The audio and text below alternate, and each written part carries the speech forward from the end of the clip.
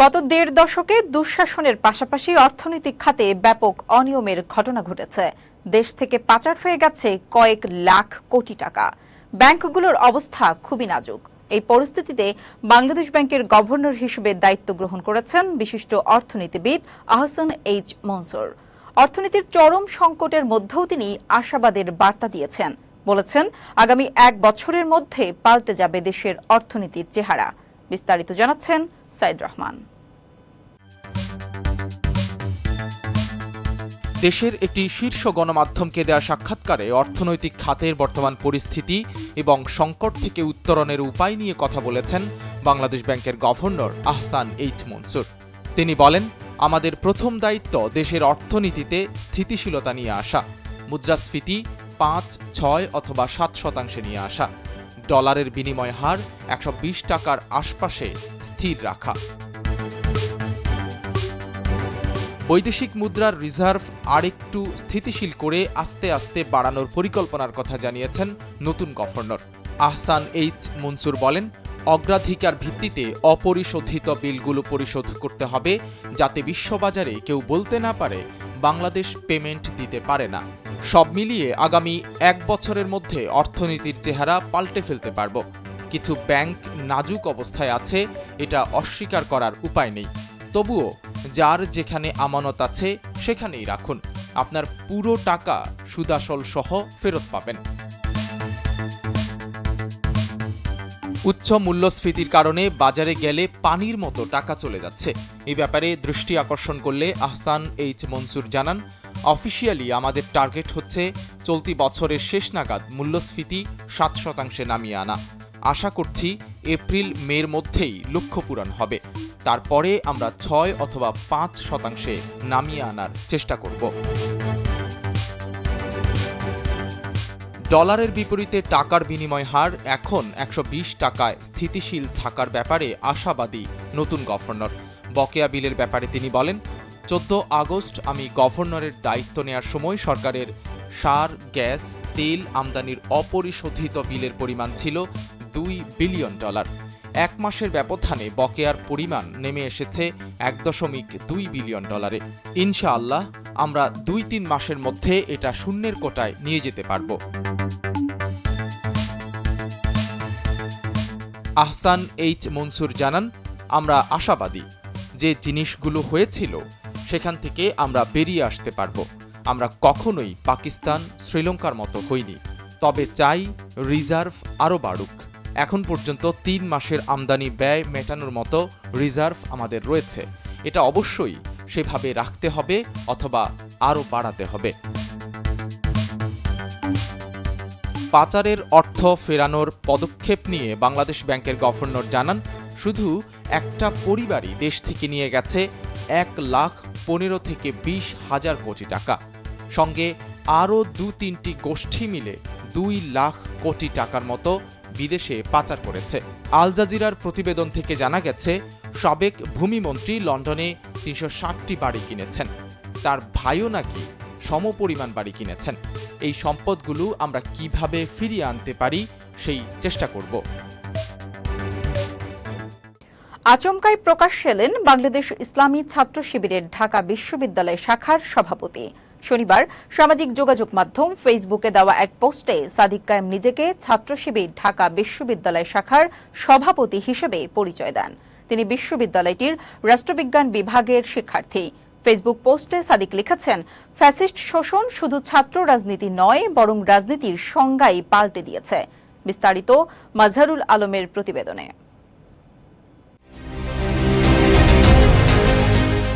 ঢাকা বিশ্ববিদ্যালয় শাখা শিবিরের সভাপতি বলেন, রাজনৈতিক সংস্কারে অবশ্যই ২৪-এর শহীদদের আশা আকাঙ্ক্ষার প্রতিফলন থাকতে হবে, তা না হলে ভেস্তে যাবে আমাদের স্বাধীনতা। আমরা চাই ছাত্র রাজনীতির সংস্কার গবেষণা, পলিসি ডায়ালগের মধ্য দিয়ে তা বাস্তবায়িত হোক। ফ্যাসিবাদে কোনো রাজনীতি নাই, শুধু ফ্যাসিবাদী থাকে। টেন্ডারবাজি, গুম, খুন, ক্রসফায়ার, ফাঁসি, ধর্ষণ, রাহাজানি, দুর্নীতি এসব রাজনীতি না, এগুলো ফ্যাসিবাদ। আওয়ামী ফ্যাসিবাদের গেল ১৬ বছরের ভয়ঙ্কর দিনগুলো কিংবা তারও পূর্বের অনাকাঙ্ক্ষিত ঘটনাগুলো রাজনীতির প্রতি তীব্র ঘৃণা সৃষ্টি করেছিল তরুণ প্রজন্মের কাছে, কিন্তু ২৪-এর ছাত্র জনতার অভ্যুত্থান সব ভুল ভেঙে দিয়েছে। রাজনীতি সম্পর্কে তৈরি হয়েছে নতুন সচেতনতা। দেয়ালে দেয়ালে লেখা হচ্ছে এখানে রাজনৈতিক আলাপ জরুরি।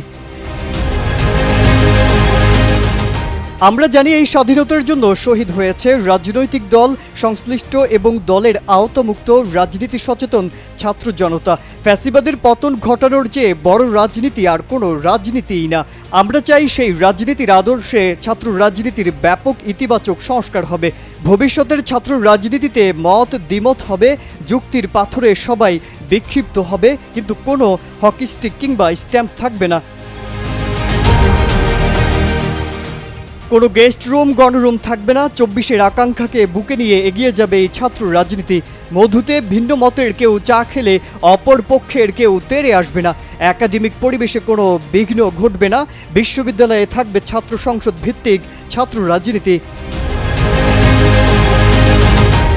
গণতান্ত্রিক দেশে ভিন্ন মতের প্রতি থাকবে সম্মান, কিন্তু কেউ যেন স্বৈরাচারী না হয়ে উঠতে পারে সে ব্যাপারে রাখতে হবে সজাগ ও পূর্ণ দৃষ্টি। এই রাজনৈতিক সংস্কারে অবশ্যই ২৪-এর শহীদদের আশা আকাঙ্ক্ষার প্রতিফলন থাকতে হবে।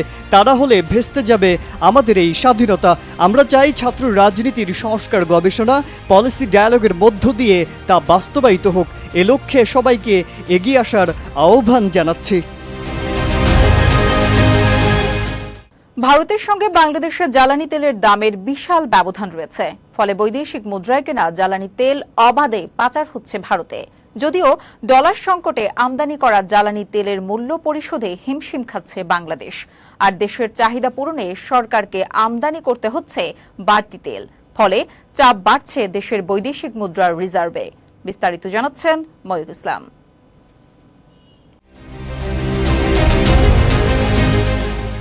একদিকে বাংলাদেশ যখন ডলার সংকটে আমদানি করা জ্বালানি তেলের মূল্য পরিশোধে হিমশিম খাচ্ছে, তখন অন্যদিকে ভারতে অবাধে পাচার হয়ে যাচ্ছে জ্বালানি তেল, আর দেশের চাহিদা পূরণে সরকারকে আমদানি করতে হচ্ছে বাড়তি তেল।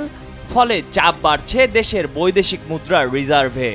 বর্তমানে ভারতের কলকাতা ও বাংলাদেশের মধ্যে ডিজেল পেট্রোল লিটার প্রতি পার্থক্য ২২ থেকে ২৫ টাকা। দুই দেশের দামের পার্থক্য ৫ টাকার মধ্যে নিয়ে আসার পরামর্শ দিয়েছেন খাত সংশ্লিষ্ট ব্যক্তিরা। বাংলাদেশ পেট্রোলিয়াম কর্পোরেশন বিপিসির চেয়ারম্যান মোহাম্মদ আমিনুল হাসান জানান, ভারতে তেল পাচারের বিষয়টি খোঁজ খবর নিয়ে ব্যবস্থা নেওয়া হবে। কোনো অবস্থাতেই দেশ থেকে জ্বালানি তেল পাচার হতে দেওয়া যাবে না। কলকাতায় প্রতি লিটার ডিজেল ৯১.৭৬ রুপিতে বিক্রি হচ্ছে, বাংলাদেশি মুদ্রায় ১৩০.৪৯ টাকা।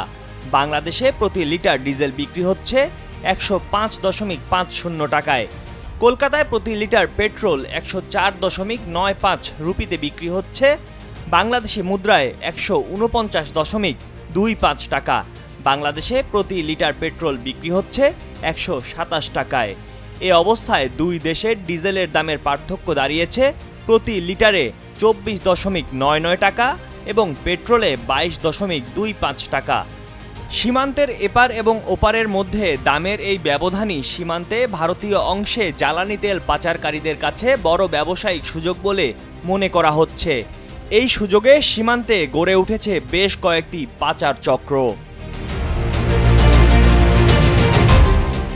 জ্বালানি বিশেষজ্ঞ ও বুয়েটের সাবেক অধ্যাপক ডক্টর ইজাজ হোসেন বলেন, বর্তমানে ভারত ও বাংলাদেশের মধ্যে ডিজেলের দামের পার্থক্য ২৫ টাকার মতো, যার কারণেই এই পাচার হচ্ছে। একই সঙ্গে পাচারের সঙ্গে জড়িতদের শাস্তির আওতায় আনা দরকার বলেও মনে করেন তিনি। বিভিন্ন স্থলবন্দরের প্রতিনিধিরা জানান, প্রতিদিন দেশের বন্দরগুলো দিয়ে প্রায় ১,০০০ ট্রাক আমদানি পণ্য নিয়ে বাংলাদেশে ঢোকে।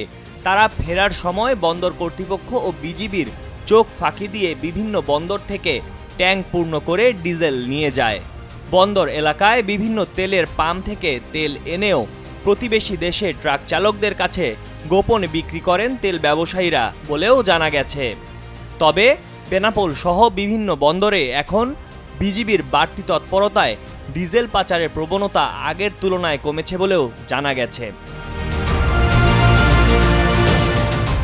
ভারত ও বাংলাদেশের মধ্যে জ্বালানি তেলের মূল্য ব্যবধানের কারণে বাংলাদেশ থেকে ভারতে তেল পাচার হয়ে যাওয়ার বিষয়টি স্বীকার করেন বিদ্যুৎ জ্বালানি ও খনিজ সম্পদ উপদেষ্টা মোহাম্মদ ফাউজুল কবির খান।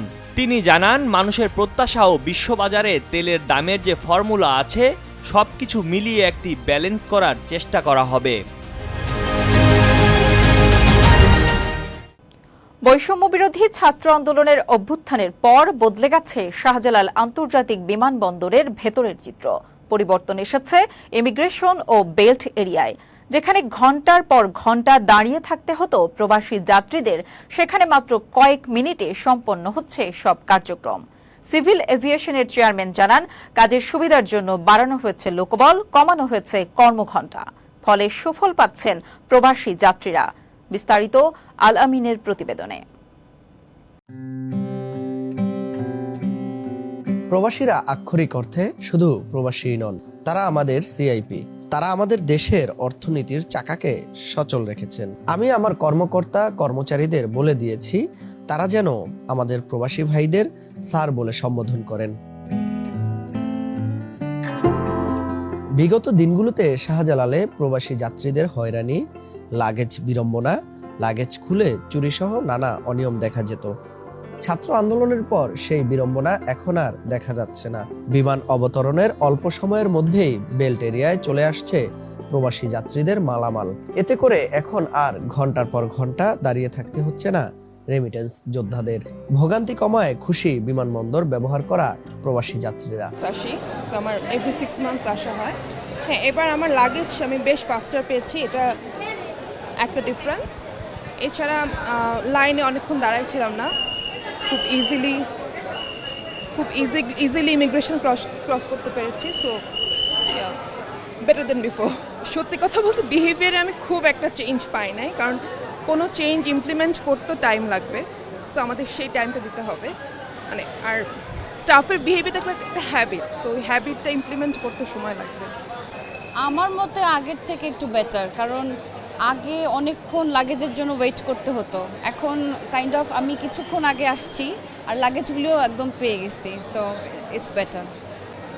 ওয়াইফাই কানেক্ট করতে পেরেছি, একটু সময় লাগছে, বাট ইট ওয়াজ ফাইন।